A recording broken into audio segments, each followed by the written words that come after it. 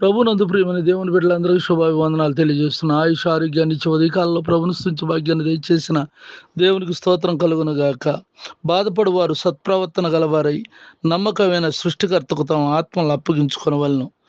1 పేతురు పత్రిక 4:19 ప్రార్థన. కృపగలను మా తండ్రి, దయగలను ప్రభు, ఈ ప్రార్థనలు ఏకీపిస్తున్న నీ బిడ్డలను దీవించి ఆశీర్వదించండి ప్రభు. ఎవరైతే దైవచిత్త ప్రకారం అయినటువంటి బాధను అనుభవిస్తున్నారో, సత్ప్రవర్తన గలవారై నమ్మకమైనటువంటి వీరు సృష్టికర్తమైనటువంటి నీకు వారి ఆత్మలు అప్పగించుకుంటూ ఉండగా పరిపూర్ణమైనటువంటి బలమును శక్తిని వారికి అనుగ్రహించి ఆత్మూర్లుగా చేయమని నీ కృపలో దీవించమని ప్రార్థిస్తున్నాను. వారు చేస్తున్న పనులన్నిటిలోనూ, వ్యాపారం, వ్యవసాయ, ఉద్యోగాలు అన్నింటిలోనూ తోడుగా ఉండండి. మరి ముఖ్యంగా ఈ యొక్క సండే నా తండ్రి ఉదయకాలపు లేకపోతే మధ్యాహ్న కాలము, సాయంకాలపు ఆరాధనలో పాల్గొంటూ ఉన్నటువంటి నీ బిడ్డలను అత్యధిక దీవెనలతో నింపండి.